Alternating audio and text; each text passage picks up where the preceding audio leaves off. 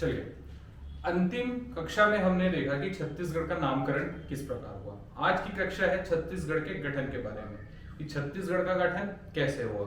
तो सर्वप्रथम छत्तीसगढ़ जो है वह बहुत मेहनत के, बहुत वर्षों के परिश्रम के पश्चात छत्तीसगढ़ राज्य का निर्माण हुआ है।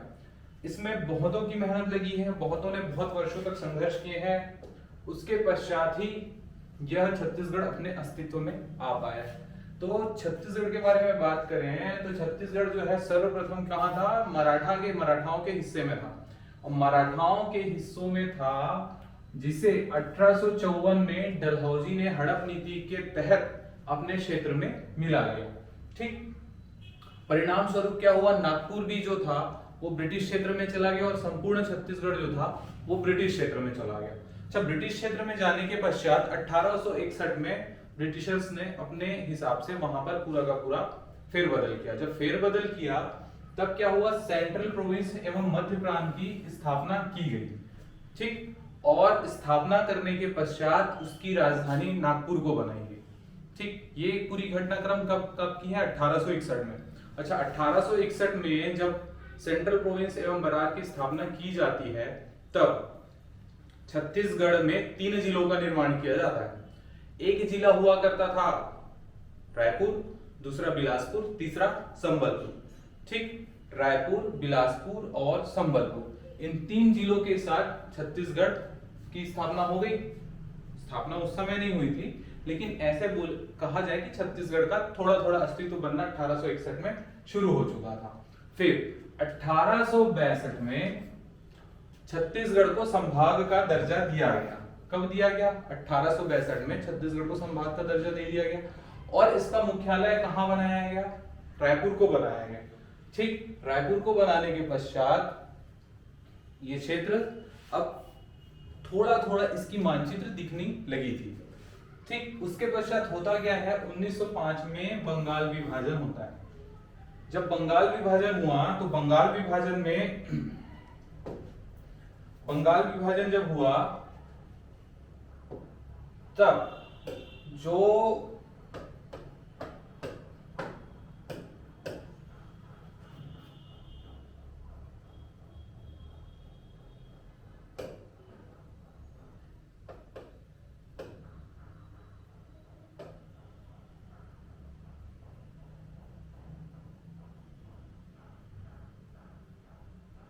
चलिए, ये तो चल नहीं रहा, अपन इससे बात कर लेते हैं मैप से।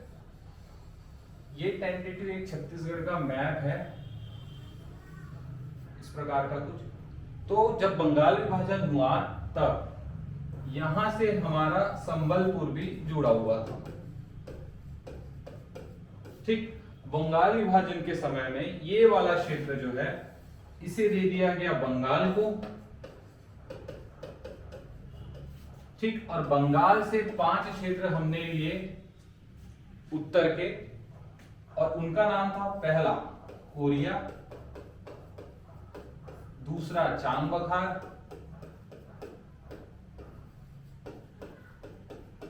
तीसरा उदयपुर, सरगुजा तथा जसपुर।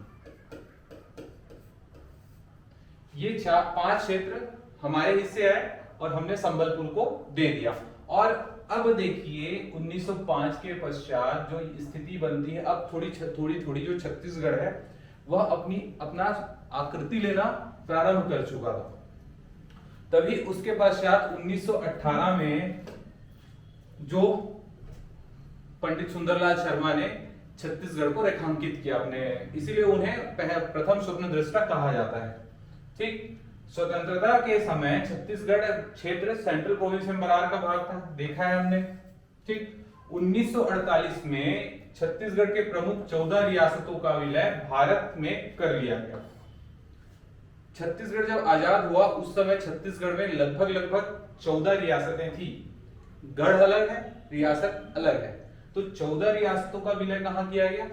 भारत संघ में कर लिया गया।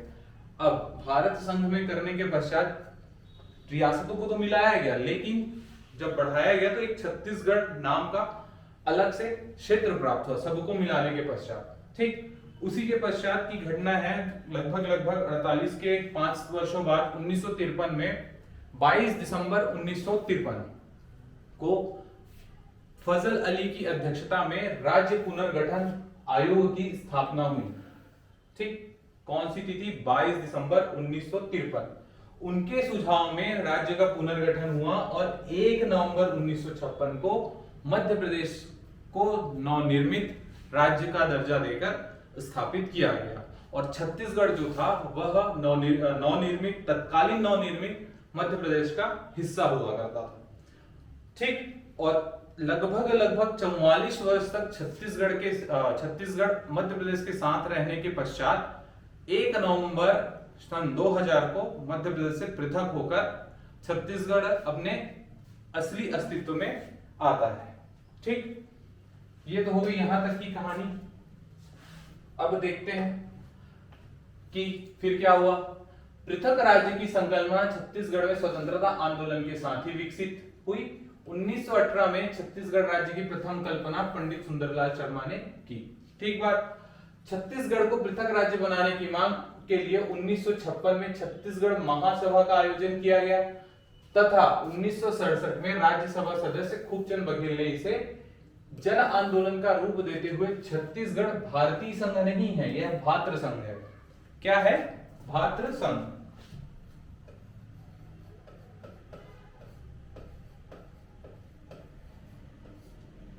भातृ संघ की स्थापना की। तो ये जो खूबचंद बघेल थे, इनका जो कार्यकारी क्षेत्र था यह था राजनांदगांव की तरफ, और ये राजनांदगांव की तरफ काफी ज्यादा क्या कहना चाहिए, कार्यरत हुआ करते थे, बहुत काम करते थे वहां पर के लोगों के लिए। और धीरे धीरे फिर ये मैदानी क्षेत्र छत्तीसगढ़ के रायपुर और फिर दुर्ग, इन सारे क्षेत्रों में इन्होंने काम किया।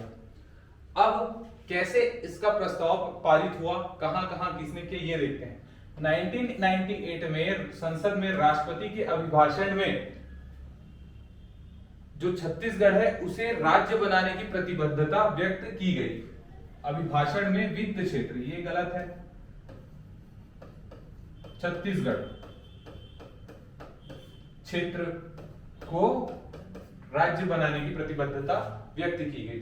तो इसी को लेते हुए 25 जुलाई 2000 को तत्कालीन गृह मंत्री हुआ करते थे लाल कृष्ण आडवाणी जी ने लोकसभा में मध्य प्रदेश पुनर्गठन अधिनियम 2000 विधेयक प्रस्तुत किया।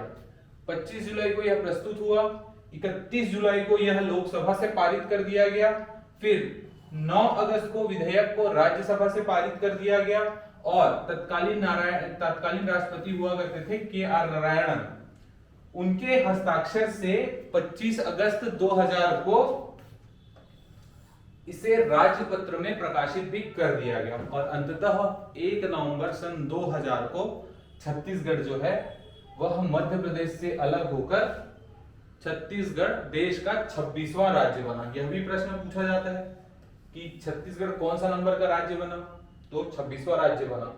अच्छा, इसी वर्ष 2 और राज्य बने, वह था उत्तराखंड और झारखंड। तो टोटल 3 राज्य बने थे, एक 1 नवंबर को बना, दूसरा 9 नवंबर को बना और तीसरा 15 नवंबर को बना। इस प्रकार 3 राज्य हमें प्राप्त हुए। एक बार जल्दी से इसे हम एक देख लेते हैं फटाफट कि कैसे पूरा घटनाक्रम हुआ। 1741 नागपुर में मराठा थे।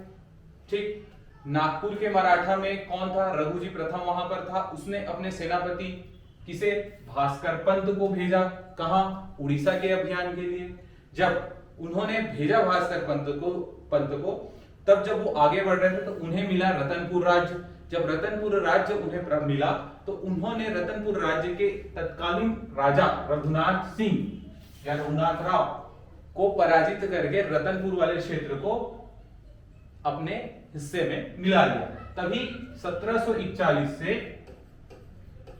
1745 तक अप्रत्यक्ष मराठा शासन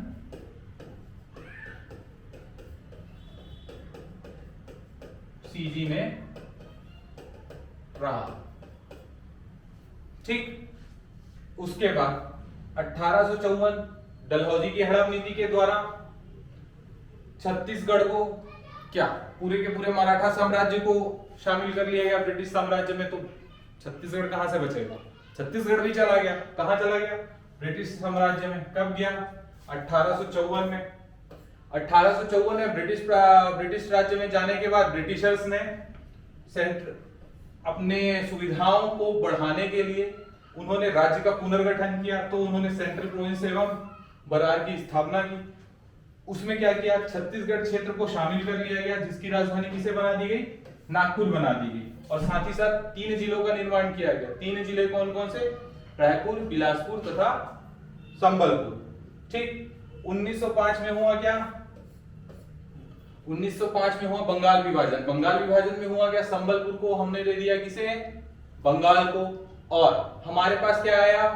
कोरिया, चांगबखार, उदयपुर, सरगुजा और जसपुर। ये 5 क्षेत्र कहां है?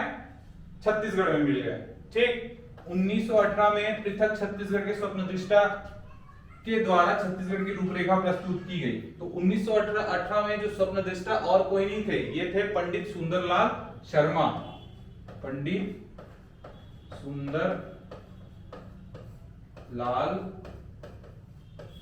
शर्मा, इनके द्वारा छत्तीसगढ़ की रूपरेखा प्रस्तुत की गई। ये एक फैक्ट है।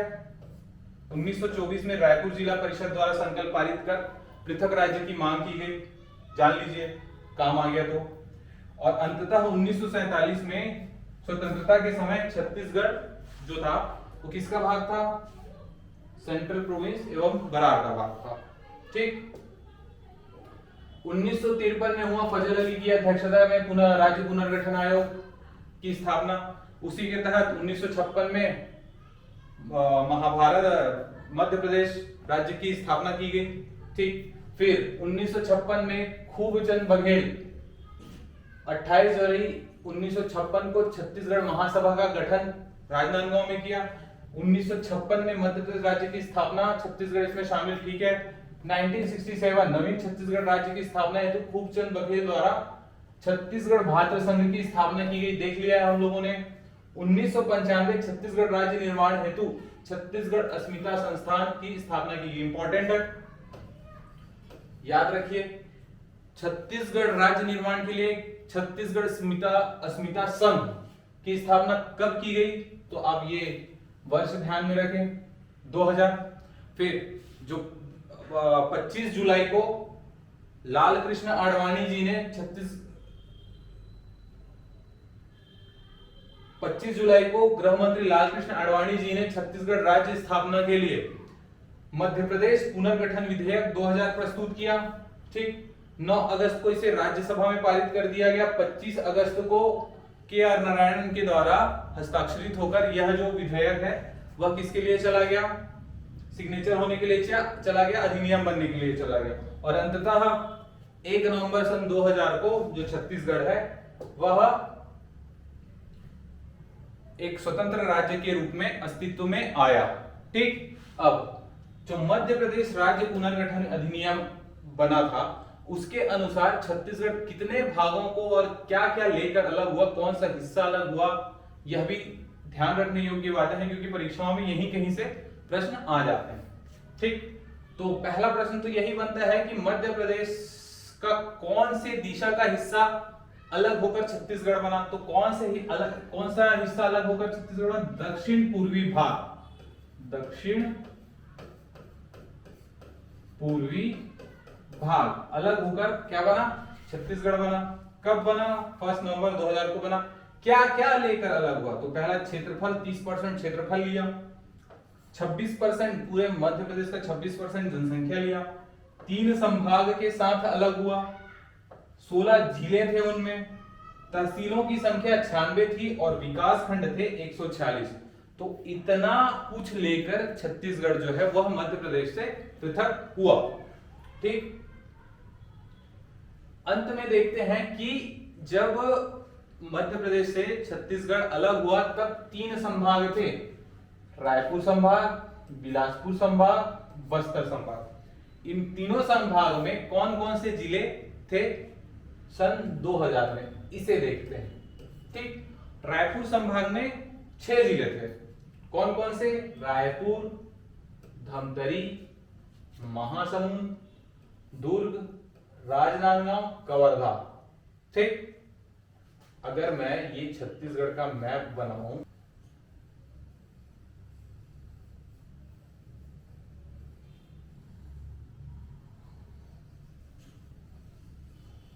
ये कुछ इस प्रकार का छत्तीसगढ़। तो हमारे पास 3 संभाग था। ये हो गया बिलासपुर संभाग, ये हो गया रायपुर संभाग और ये हो गया बस्तर संभाग। ठीक, अब इसमें जिलों की संख्या कौन कौन सी थी? रायपुर, धमतरी, महासमुंद, धमतरी, ये हो गया रायपुर, दुर्ग, राजनांदगांव, कवर्धा। 6 जिले हो गए। रायपुर, ठीक, धमतरी, ठीक, महासमुंद, ठीक, दुर्ग, ठीक, राजनांदगांव और कवर्धा। ठीक ठीक, अब बिलासपुर संभाग में जिले देखते हैं। बिलासपुर संभाग में कोरबा यहां कहीं पे, ठीक, बिलासपुर इटसेल्फ यहां कहीं पे, ठीक, जांजगीर चांपा, ये वाला हिस्सा जांजगीर चांपा, ये रायगढ़, ठीक, और ये इधर का एरिया जसपुर और ये कोरिया। तो इस प्रकार से हुआ क्या?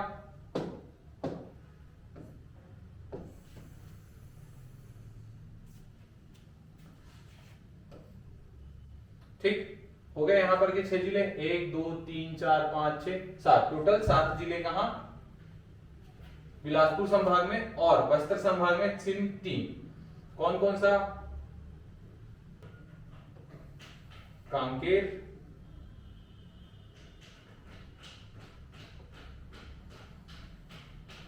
दंतेवाड़ा, बस्तर। कांकेर, दंतेवाड़ा और बस्तर, ये 3 बस्तर संभाग। तो इस प्रकार से जो है वह छत्तीसगढ़ जो है, छत्तीसगढ़ का गठन 1 नवंबर 2000 को समाप्त होता है, और फिर आगे की घटना, जिलों का निर्माण हम अपनी अगली कक्षा में देखेंगे। आशा करता हूं कि आपको ये कक्षाएं अच्छी लग रही हैं। बिल्कुल कमेंट करके बताइए, लाइक करिए, सब्सक्राइब करिए, और इसी प्रकार हम कोशिश करेंगे कि 2021 के पीएससी से पूर्व छत्तीसगढ़ की पूरी कक्षाओं को आपको पहुंचा दी जाए। धन्यवाद।